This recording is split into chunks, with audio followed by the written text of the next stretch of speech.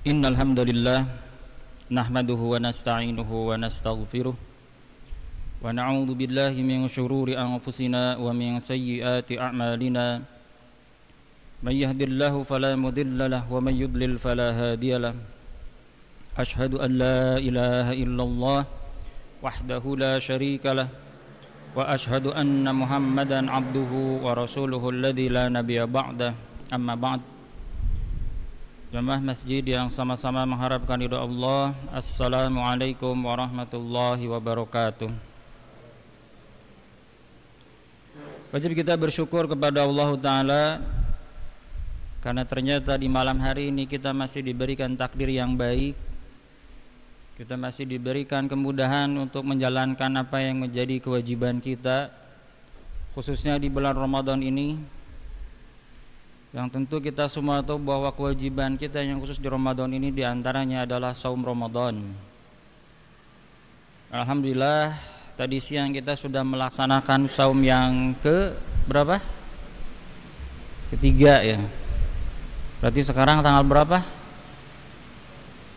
Tanggal 4 ya. Tanggal 4 Ramadan.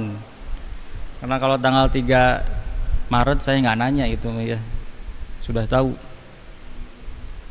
Maka oleh karena itu di antara cara kita mensyukuri diberikan kesempatan oleh Allah Ta'ala bisa beribadah adalah meluruskan niat kita. Maka berbicara tentang ikhlas, kaitannya dengan niat tadi ya. Berbicara tentang ikhlas, kalau misal ada yang bertanya, kenapa ibadah itu harus ikhlas? Pernah kita bertanya seperti itu atau tidak dalam diri kita gitu? Kenapa kalau ibadah kepada Allah itu harus ikhlas? Ini antum yang sudah belajar akidah dari TK sampai sekarang SMA gitu ya, pasti sudah sangat kental dengan ilmu ikhlas. Apa kira-kira ini mas-mas SMA kelas 11 ya? Kalau ibadah itu kenapa harus ikhlas? Kayaknya udah tahu jawabannya, cuma tawadhu gitu ya. Kenapa ibadah harus ikhlas? Karena ikhlas itu salah satu apa? Syarat diterimanya ibadah. Syarat yang pertama adalah niatnya harus ikhlas. Syarat yang kedua, ittiba, yaitu harus sesuai dengan contoh dari Rasulullah Sallallahu Alaihi Wasallam. Pertanyaan yang kedua, kenapa ikhlas menjadi syarat ibadah? Jadi kalau pertanyaannya kenapa ibadah harus ikhlas? Karena ikhlas adalah syarat diterimanya ibadah. Sekarang pertanyaannya, kenapa ikhlas menjadi syarat diterimanya ibadah? Pertanyaan kenapa ini itu sangat penting sekali. Kita bisa kuat akidah kita, ya prinsip hidup kita bisa kuat ketika kita sudah sampai ke pertanyaan kenapa. Contoh misalkan nih, antum kan tadi siang saum Ramadan. Kenapa antum saum Ramadan? Kenapa? Ya kan Ramadan, masa nggak saum? Masa begitu jawabnya kan? Nggak mungkin gitu jawabnya. Kenapa kita saum Ramadan? Sering nanya gitu nggak sih? Ke diri sendiri gitu. Kenapa sholat 5 waktu? Kenapa sih saya sholat 5 waktu? Kalau kita sudah bisa menjawab kenapa itu berarti niat kita sudah kuat. Prinsip hidup kita sudah hebat. Karena kadang kita bertanya hanya apa dan bagaimana gitu. Kenapanya enggak? Padahal jawabnya sederhana kan. Kenapa antum sholat 5 waktu? Karena Allah perintahkan. Coba kalau misalkan Allah tidak merintahkan antum sholat 5 waktu, antum sholat apa enggak? Ya enggak, ngapain? Kan enggak disuruh. Atau misalkan tadi saum Ramadan, kenapa kita saum Ramadan? Sama jawabannya, karena Allah perintahkan. Maka disitulah kelihatan ikhlas. Kelihatan bahwa tujuan kita saum, tujuan kita sholat karena Allah yang suruh. Kita sholat, kita saum, kita berbakti ke orang tua, kita menghormati guru karena Allah yang suruh. Udah itu. Udah nikmat kalau hidup udah seperti itu. Nah, kembali ke yang tadi, pertanyaan tadi itu. Kenapa ikhlas menjadi syarat diterimanya ibadah? Jawabannya ada dalam sebuah hadis. Rasulullah SAW pernah menerangkan kepada kita perumpamaan orang yang berbuat syirik. Pernah dengar hadis ini?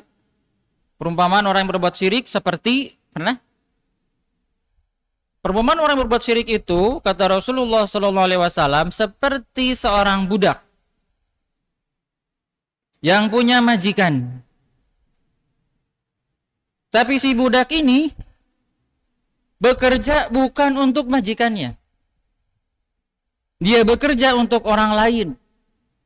Kemudian dia dapat uangnya pun untuk orang lain. Maka itulah perumpamaan orang yang syirik kepada Allah.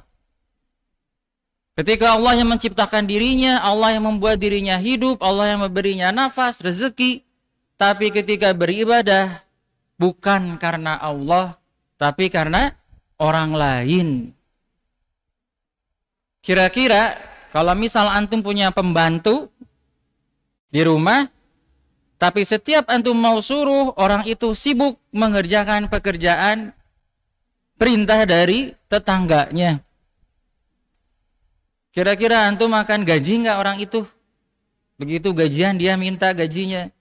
Pak, sudah gajian. Antum akan gaji nggak orang itu? Saya yakin tidak. Kenapa? Loh, setiap hari saya nggak pernah bisa suruh. Wong dianya sibuk ngerjain pekerjaan dari tetangganya. Kerjaannya untuk tetangganya. Masa kita yang gaji? Begitupun ketika kita, kenapa ikhlas menjadi syarat diterimanya ibadah? Karena ketika kita tidak ikhlas, artinya ketika kita beribadah bukan karena Allah Ta'ala, padahal Allah yang sudah memberi kita hidup, Allah yang sudah memberi kita makan, Allah yang sudah memberi kita rezeki, tapi kita beribadah bukan atas nama Allah, maka tentu tidak akan diterima. Nah, sekarang kita kembali ke pertanyaan yang mendasar. Kalau begitu, apa itu ikhlas?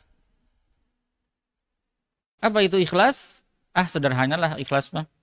Pokoknya ketika kita melakukan apapun karena Allah, itu ikhlas. Bagaimana kalau misalkan kita sholatnya karena ingin masuk surga? Ikhlas bukan? Ikhlas bukan? Ikhlas. Kenapa? Karena yang menjanjikan surga siapa? Allah. Yang hanya punya surga siapa? Allah. Berarti ketika kita sholat karena ingin masuk surga dan surga dijanjikan Allah bagi yang sholat, berarti kita sudah ikhlas. Kenapa sholat? Takut masuk neraka. Ikhlas apa tidak? Ikhlas. Kenapa? Karena yang mengancam neraka bagi yang tidak sholat itu siapa? Allah. Yang punya neraka itu siapa? Allah. Maka ketika kita sholat karena takut disiksa oleh Allah, berarti kita sudah sholat karena Allah. Sederhana kan? Ikhlas itu sederhana. Karena memang kebenaran itu sederhana. Kemudian yang terakhir nih, pertanyaan yang terakhir. Tadi yang pertama, kenapa ibadah harus ikhlas? Karena ikhlas syarat diterimanya ibadah. Kenapa ikhlas menjadi syarat diterimanya ibadah? Ya karena tadi kita yang menciptakan adalah Allah, yang memerintah kita Allah, tapi kok masa ibadah bukan karena Allah? Kan aneh gitu ya. Kemudian selanjutnya, apa cirinya orang ikhlas? Ini sengaja supaya kita bisa ngukur kita ikhlas apa enggak gitu. Ternyata di antara ciri orang ikhlas bagaimana yang diceritakan oleh Abu Hurairah. Jadi Abu Hurairah bercerita nih pada suatu subuh Rasulullah SAW itu ternyata punya kebiasaan ngobrol dengan para sahabatnya. Jadi kalau sudah selesai ngimimin sholat subuh, Itu Rasulullah SAW itu biasanya diam di tempat beliau itu sambil ngobrol dengan para sahabatnya. Macam-macam. Kadang di suatu kesempatan beliau bertanya, Man ro'a minkum ru'ya. Siapa di antara kalian yang tadi malam bermimpi? Ada kadang pertanyaannya gitu. Dan pernah satu hari, satu subuh, Rasulullah SAW bertanya, Man asbaha minkumul yauma sha'iman. Siapa di antara kalian yang subuh ini dalam keadaan berpuasa? Lalu saat itu ada yang angkat tangan. Siapa? Abu Bakar. Ana ya Rasulullah. Kemudian pertanyaan yang kedua, Man tabi'a minkumul yauma janazatan.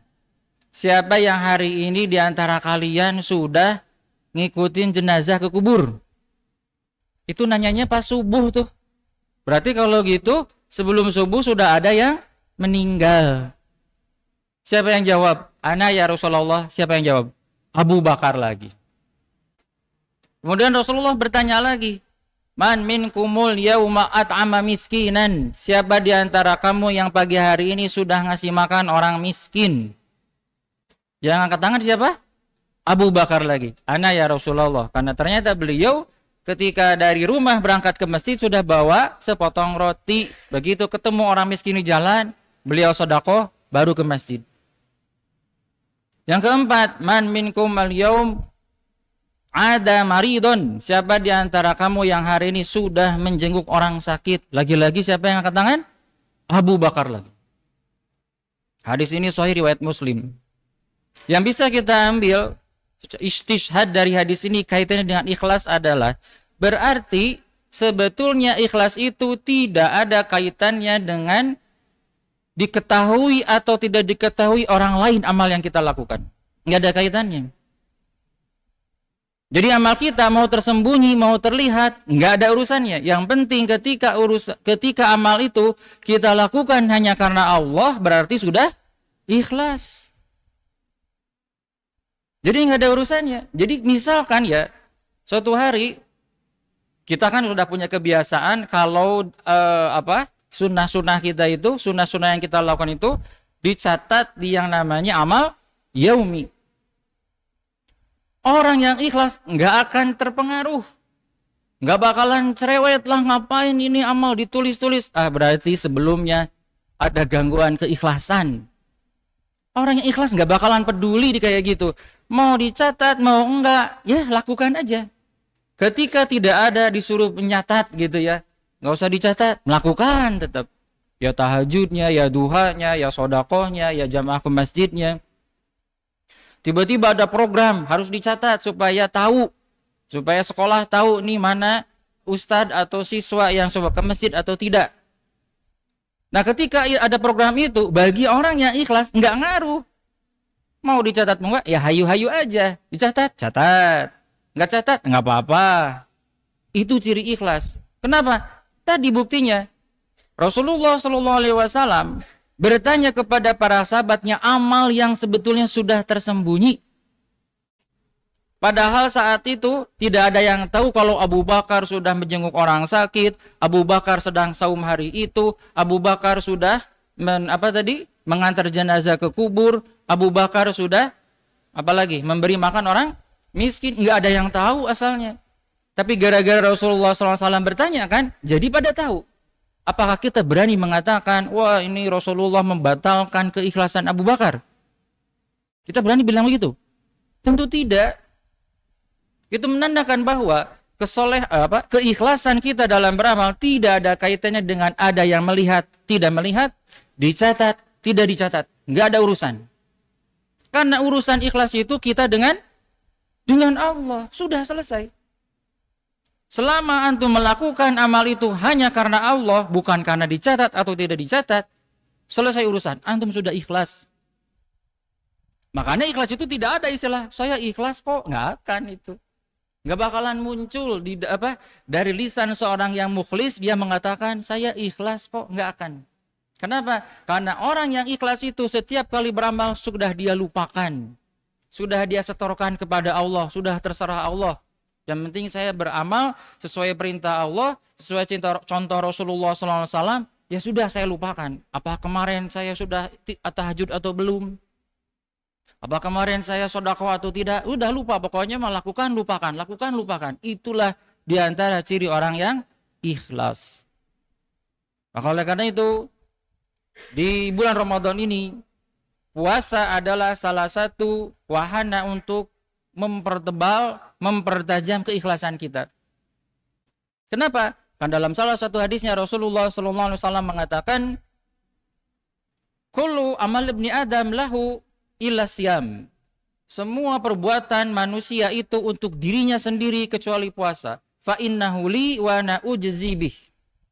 Karena puasa itu hanya untukku dan aku sendiri yang langsung akan memberinya pahala. Para ulama menerangkan maksudnya apa? Maksudnya adalah bahwa puasa adalah amalan yang sangat berpotensi ikhlas. Sehingga Allah membahasakannya puasa hanya untukku dan aku langsung yang memberinya pahala. Kenapa puasa sangat berpotensi ikhlas? Coba, ini perumpamaan saja ya. Ketika antum di jalan di siang hari, kan perempuan itu ada kalanya tidak boleh puasa. Iya nggak? Antum bisa nggak bedain di jalan? Ini perempuan yang puasa dan tidak. Bisa nggak? Bisa kalau lagi jajan, ya jangan ditanya kalau jajan mah gitu. Ini mah lagi jalan, lagi pada jalan gitu, antum lagi pada naik motor gitu kan. Bisa nggak bedain? Oh ini nih yang lagi, ya ini nih lagi nggak puasa nih, lagi nggak boleh puasa nih. Oh ini puasa nih, bisa nggak? Nggak bisa. Tapi kalau lagi sholat dan tidak sholat, kelihatan nggak? Ya kelihatan. Kalau lagi sholat, oh mau wudu, ya kan? Atau teman-teman antum yang sholat tidak sholat, ke masjid tidak ke masjid, kelihatan nggak? Kelihatan. Tapi kalau puasa tidak puasa, nggak kelihatan. Itulah kenapa kalau sampai ada orang puasa kok nggak ikhlas, kebangetan. Ya kebangetan. Kenapa? Karena puasa itu potensi ikhlasnya luar biasa. Nggak ada yang tahu. Ngapain kita ngarep pujian orang dari puasa kita? Kenapa? Nggak bisa dibuktikan. Misalkan, wah saya puasa Daud, apa buktinya? Nggak bisa. Mau di live TikTok, gimana cara live TikTok puasa? Nggak bisa. Kalau sholat bisa, katanya ada kan yang tarawih live TikTok, banyak yang nyawer katanya, nggak gitu kan? Puasa nggak bisa di live TikTok, live stream nggak bisa. Itu pas buka puasa, ya bisa aja pura-pura buka puasa. Iya kan? Sahurnya juga sama, tapi puasanya nggak bisa, hanya Allah yang tahu. Oleh karena itu, puasa khususnya di Ramadan ini adalah ajang atau wahana untuk mempertebal, mempertajam keikhlasan kita dalam beramal dan beribadah kepada Allah Ta'ala. Maka semoga Allah Ta'ala memberi kita taufik dan hidayahnya agar kita bisa menyempurnakan ibadah kita benar-benar ikhlas karena Allah, sehingga ibadah kita diterima, dan dengan diterimanya ibadah kita bertambah pula pahala kita, sehingga kita termasuk orang-orang yang bertakwa yang sudah dinantikan surga. Aqulu qawli hadza wa astaghfirullah li wa lakum. Wassalamu alaikum warahmatullahi wabarakatuh.